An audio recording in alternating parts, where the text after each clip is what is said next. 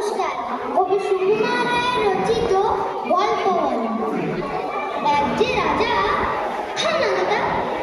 রাজা নয় সে রাজপেয়ালা, তার যে মাতুল মাতুল কিসে সবাই জানে সে তার পিসে। তার ছিল এক ছাগল ছানা, ছাগলের কি গজায় ডানা। একদিন তার ছাদের পরে ছাদ কোথায় টিনের ঘরে বাগানের এক উড়ে মালি নয় তো মেঘের আলি। মনের সাথে গাইছে বেহাগ, বেহাগ তো নয় বসন্ত রাগ। খাও না বাবু ভেজা ভেজি। আচ্ছা বল, চুপ করেছি। এমন সময় বিছনা ছেড়ে হঠাৎ নামা আসলো তেড়ে। ধরলো সে তার ঝুঁটির গোড়া। কোথায় ঝুঁটি? নাকচে ভরা। হোক না টেকো, তোর তাতে কি? লক্ষ্মী ছাড়া মুখ ঢেকি।